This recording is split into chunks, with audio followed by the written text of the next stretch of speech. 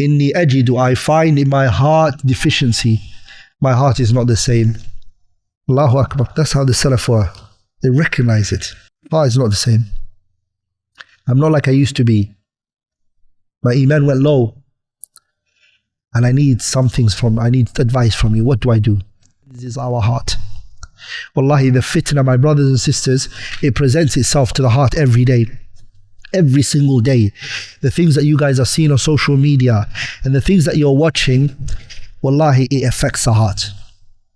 And it weakens the heart. Then your heart becomes open for hypocrisy.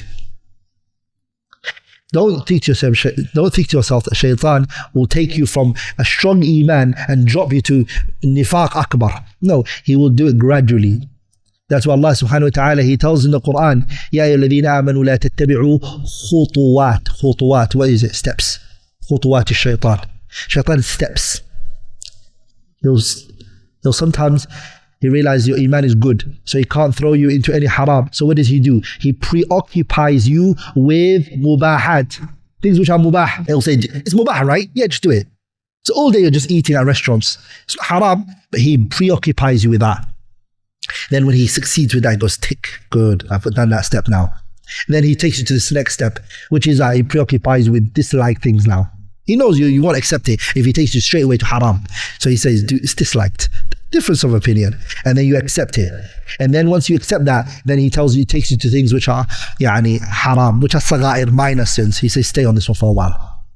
Once you do the saga'ir and your minor sins, and then he takes you to the major sins. Once he gets you to the major sins, then he says, this religion, why is it making everything hard for you? Leave it. Kufr.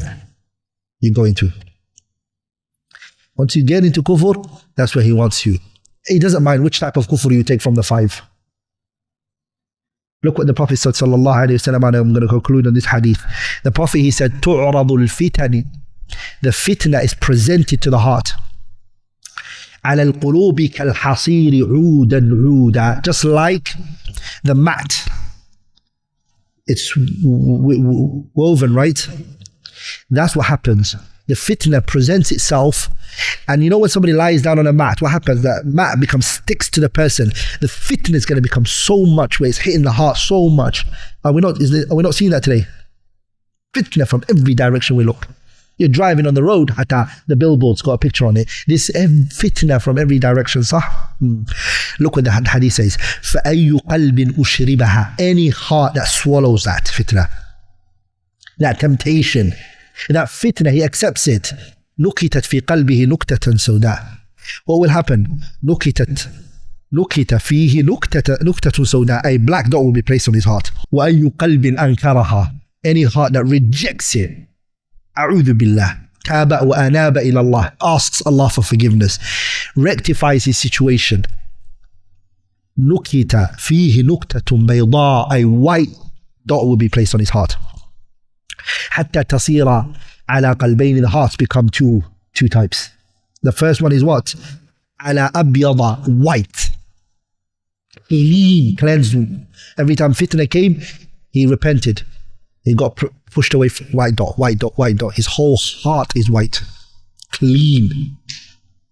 Fajr, waking up, Isha, praying, none of that is hard for him because his heart is clean. Look what he then says, فَلَا تَضُرُّهُ فِتْنَةٌ. The Prophet, he said, the fitna will not harm him مَا دَامَتِ السَّمَاوَاتُ وَالْأَرْضِ. As long as the samawat and the ard exist. وَالْآخَرُ, the second one, black, is what? أَسْوَدٌ مُرْبَادًا كَالْكُوزِ مُجَخِيًا. He's like a cup upside down. لا يعرف معروفا ولا ينكر منكرا. His taste buds are gone. He can't see the good and the evil, which he's struggling to understand what is good or what is bad. He doesn't know it. لا يعرف معروفا. He cannot recognize the good for what it is. ولا ينكر منكرا. And he also can't see the evil for what it is. إلا ما أشرب, except that which his heart has taken in, من هواها, the desires.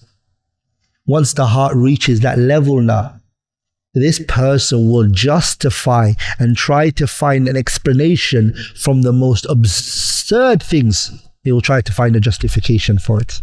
So, all of this, where did it come from?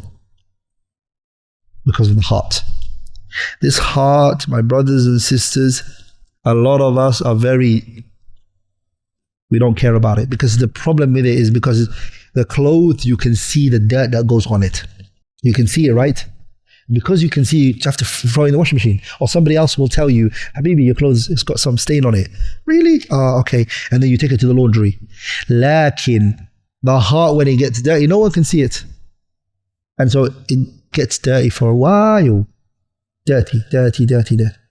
I mentioned a story, Maymun ibn Mihran. I mentioned the story a few times. لكن وذكر فإن الذكرى تنفع المؤمنين. Maymun ibn Mihran was a tabi'i, was one of the a'immatul salaf. He used to write for Umar ibn Abdul Aziz, a very honorable man.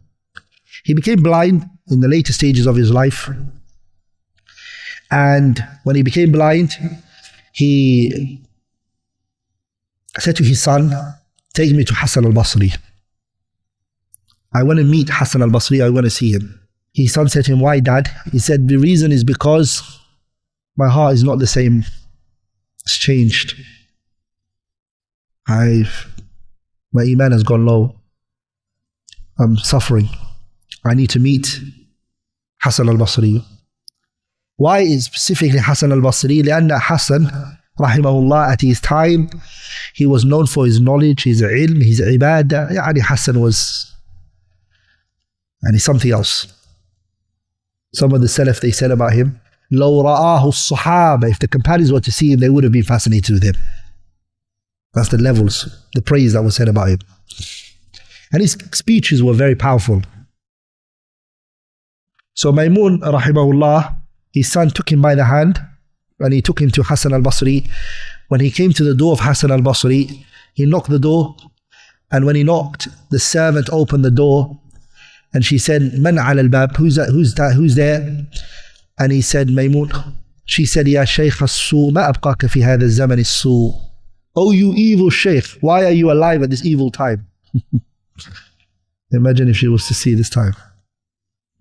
So he started to cry even more. And he's crying, brought Hassan al-Basri out of his chamber where he was inside. He came out, he said, who's this person?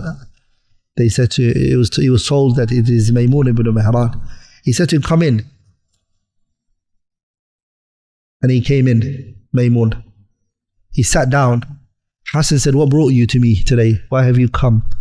He said, the reason I've come is because inni ajidu, I find in my heart deficiency.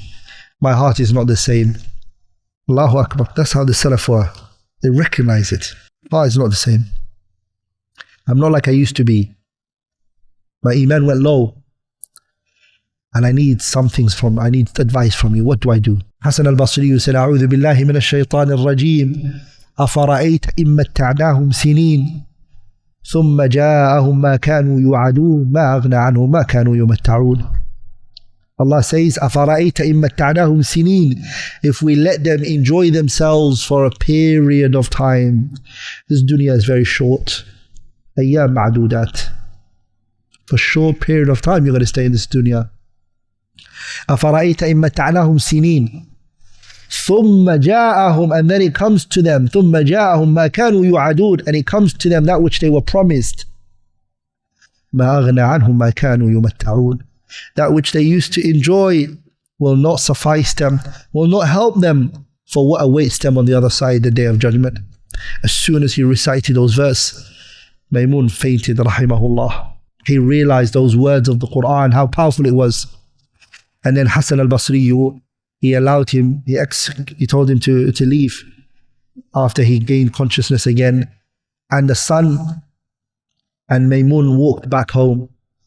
The son said to his father, Dad, was that Hassan al-Basri? He said, Naam.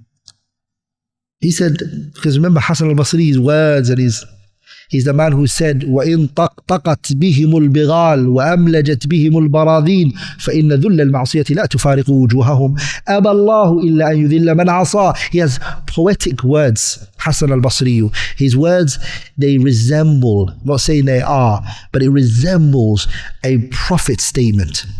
Eloquent, rahimahullah ta'ala. They even said about Hassan al-Basri, it was like he went to the akhirah. He saw Jannah, he saw Nar, he saw the angels, he saw the hisab and everything, and he came back to tell the people about it. That's how much deep his words were. So the son said to his father, Maymun, Dad, was that Hassan al-Basri? He said, yes. He said, why did he only just recite 3 verses and not say anything else? And he said to him, my son, if only you understood what he recited. The ayats can touch you, subhanallah, that you've been reading every day, that you've been going over, can touch your hearts at times, subhanallah, so much. Brothers, al-qalb, the heart, the heart.